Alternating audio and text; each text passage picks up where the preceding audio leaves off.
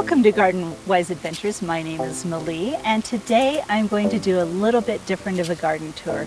On one of the garden tours that I have done in the past, I had somebody comment, yeah, your yard looks beautiful now. Let's look at it in August. So, you know, August is the time of year where everything starts looking really tired, people get really busy, and things just kind of fall apart a little bit. And I wanted to show you that I am no different than anybody else. My yard has actually fallen apart. It does not look as beautiful as it used to. It's still producing food wonderfully. It is also, the plants are still healthy. It's just that everything is in a big need of a cleanup. And then I will talk to you a little bit about how I handle that. Now, just a little bit about me, if you haven't heard me tell a little bit about myself before. I am a single mom. My kids are grown and gone, so I don't have as much help. I do a lot of this on my own. Now, I also work full-time as an accountant during the daytime, and in the evening is when I do my gardening. I also do landscape consultations. So the amount of time that I have to keep up my yard is not huge, and I keep up with it little by little. So let's talk about that as we go through, so you could kind of see how a busy person takes care of a yard, and then what happens when things get a little out of control. So let's get going and look at my yard in the state it is now. This is garden reality. Okay, so at first glance, things don't look too bad. It's when you get into the details. We've talked a little bit about the sprinkler issue that I have here that I need to get taken care of. That is going to happen when I do my large cleanup. So we have a wild tangled mess here that is what's causing the irrigation problems. The sprinkler's just hitting the foliage and not hitting the grass over here. We have some shrubs that are in desperate need of pruning. Let me show you my side yard. This is true garden reality.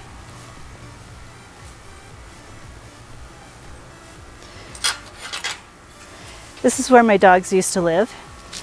This is where I've been doing this is part of a garden project that I've been doing. I have some weed mat to put down, and I'm going to put down gravel, but it's been in the hundreds lately. There's no way I'm going to be putting down weed mat and gravel in 100-degree temperatures. But I also have not been keeping up on the weeds. Now, one interesting thing here,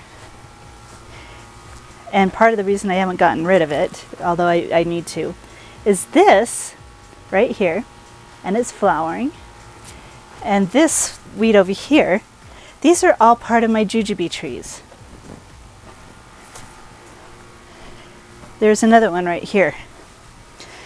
So I have had questions on whether or not jujubes whether or not they sucker far from the tree, and they actually do. I just have never let my lawn and yard get this bad in the past. So I did not know how fast they grow. So we do have jujube tree weeds that need to be dug out. Maybe I can share these with somebody. I don't know if the suckers transplant that well. We've got weeds as tall as myself that need to be pulled out before they flower. They're already starting to think about flowering. So these have got to come out almost immediately. I don't know if you guys can see the sun. Look how gorgeous that is today. It's only gorgeous because of all the smoke that's in the Midwest, but that's what our evening looks like.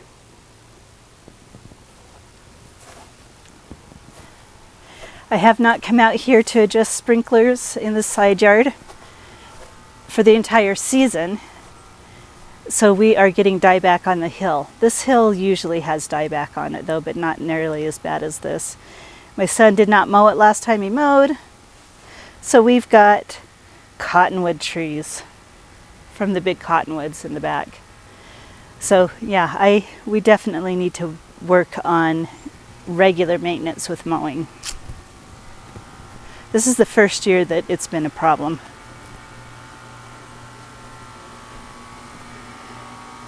Now, one thing I do keep up with is the weeding. This all here is not weeds, it's alyssum. But we do have some sprouts from the service berries that need to be taken care of. So sprouts from service berries sprouts from the jujubes. So yeah, it's basic garden maintenance. At least the grass is green, right? In most areas. The other thing that needs maintenance, and this is all generally maintenance that needs to be done this time of year. So it's not that it's completely out of control, it's just that, you know, it's maintenance that needs to be done. The oregano needs to be cut way back. We haven't cut back the catmint. Over here we need to thin out the lamium just a little bit. It's not too bad other than I haven't edged the lawn. We need to cut back the flowers from the hosta. It makes the hosta look so much better. They've done really well this year. Not a lot of slug and snail damage, so it's been really, really dry, and I think that's part of it. We do have a weed that has flowered and has set seed, so that is going now.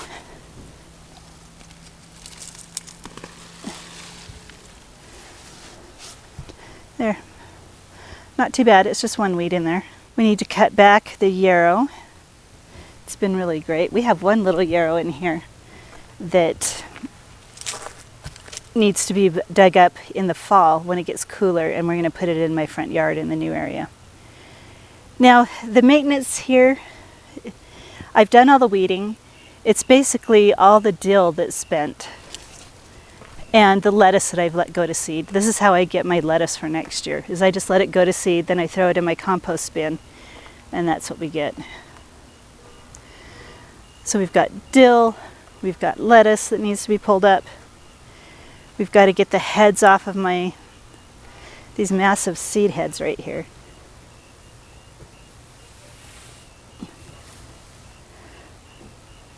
These have got to come off of my Mexican feathergrass. And then my little herb area up here.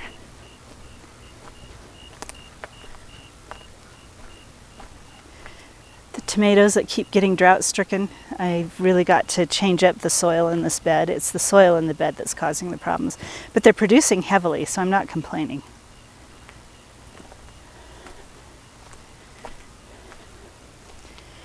And then this time of year, this whole area just gets really, really tired. I've got to cut back all the flowers, throw away the ones that are going to seed that I don't want to reseed everywhere, and just get that taken care of. Otherwise, not too big of a problem up here. But if you'll notice, and I haven't been up here for about 2 days, and this one's not great, but this means we have ripe nectarines. Oh, this one's ripe. Look at the color on that. So I've got to come up and pick nectarines.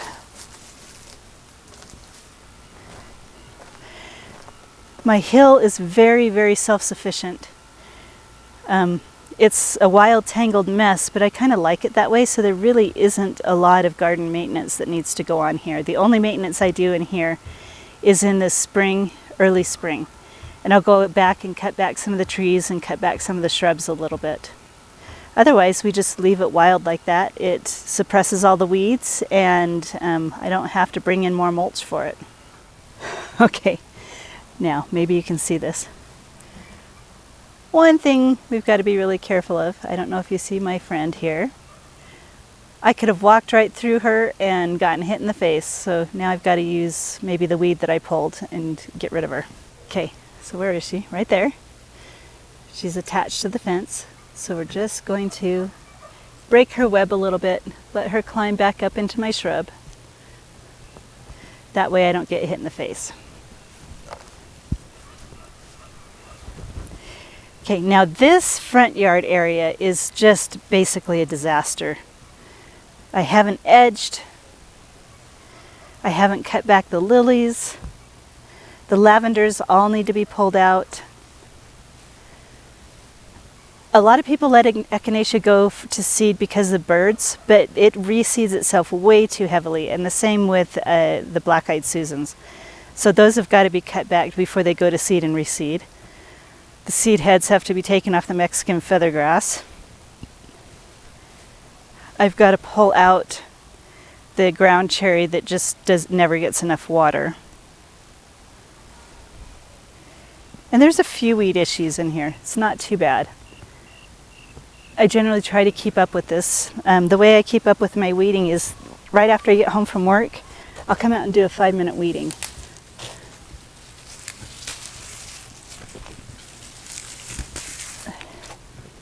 See, there, now it's gone. Yeah, I'll come out and do a 5-minute weeding right after I get back from work. And that generally keeps up the front yard. We don't have a problem with it if I do it that way. Here's another big issue. I have my beautiful weeping cherry that I love so much, but I have not cut it back yet this year.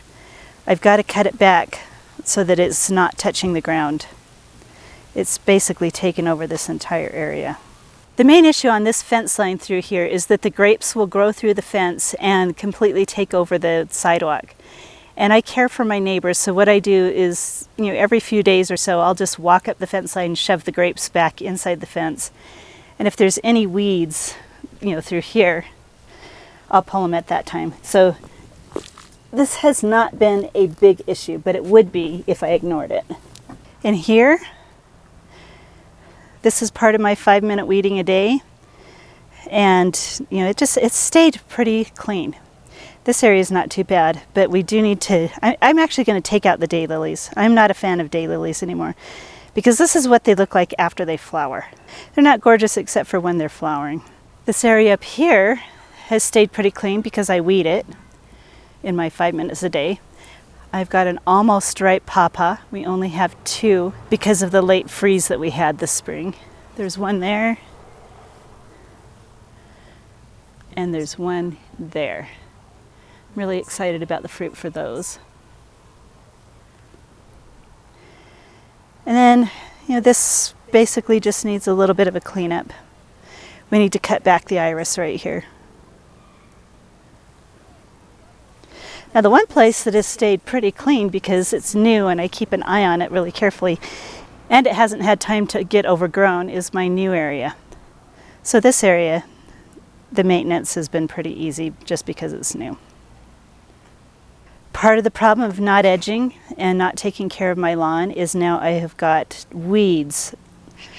I've got weed grasses all along the edges here. I've got to take care of that. And in this area, there's things that can be cut back, and I also have not trimmed along the edge of my catnip, so it still looks kind of a mess. And the poor, beautiful snapdragons always look like this time of year, especially when it's hot. So we'll just have to wait until next year for them to start looking better. So thank you for coming along this tour of Gardening Reality. I'm doing this tour so that everybody can know that reality exists in gardens. They're not always gorgeous and beautiful, but they are still very enjoyable and can be highly productive. So if you're having an issue with keeping up with your garden, take it a little chunk at a time. I'm going to be cleaning up this garden over the course of about a month. It's going to take me about a month to get everything cleaned up because I'm not going to do it all in one fell swoop. That's too exhausting. It's just too much for me to do it that way. I'll choose an area of my yard to clean up at a time, and it'll probably be a really small area. Maybe choose my cherry tree one day. That'll take me 10 minutes. Be done, and then I won't be overwhelmed. Maybe the next time I'll choose the area where my sprinkler is having a hard time reaching the lawn and just clean up that area. That'll take me another 5 or 10 minutes. So you could take it in small chunks, get everything cleaned up, and you'll feel better. 5 minutes at a time weeding every day is great. It really works well, as long as you don't let things get out of control.